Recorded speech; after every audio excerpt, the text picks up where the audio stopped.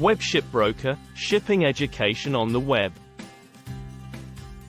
A maritime claim may have several advantages over other types of liens. One major advantage is that maritime liens are considered privileged, meaning that they take priority over other types of liens and claims. This means that in the event of a ship seizure or sale, maritime liens will be paid before other types of liens and claims. Another advantage is that maritime liens are considered hidden liens, meaning that they are not apparent from the ship's documents and can only be asserted by the lien holder. This can make it more difficult for third parties to take possession of a ship or to sell it without paying the maritime lien. Another advantage of maritime liens is that they are considered to be automatic and in rem. This means that a maritime lien attaches to the ship itself, rather than to the person or entity that owns the ship. This allows the lien holder to take legal action against the ship itself, rather than the owner. In addition, maritime liens are considered to be in rem, meaning that the lien holder can take legal action against the ship regardless of who owns it at the time. A common law possessory lien is a legal right to retain possession of property as security for a debt or other obligation. It arises from the possession of property, and the right to retain possession is exercised by the possessor. This type of lien is typically used by mechanics, repairmen, and other tradespeople who have possession of property and are owed money for services rendered.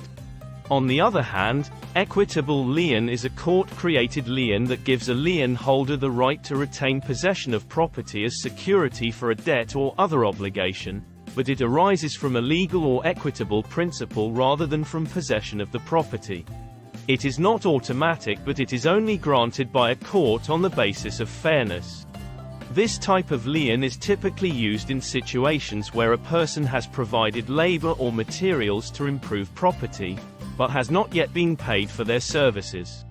In the case of the owners of the ship, M. v. Nima, versus the charterers of the ship, M. v. Nima, 2008, the court held that possessory lien is not a maritime lien, as it arises from possession of the ship and not from any maritime claim.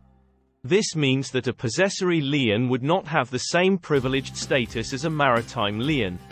In the case of the owners of the ship, M. v. Nima, versus the charterers of the ship, M. v. Nima, 2008, the court also held that an equitable lien is not a maritime lien, as it is not automatic and in rem. This means that an equitable lien would not have the same privileged status as a maritime lien, and would not attach to the ship itself.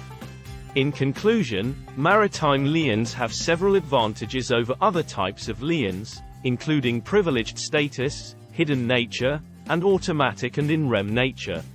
Common law possessory liens and equitable liens, while similar in some respects, do not have the same privileged status and automatic nature as maritime liens.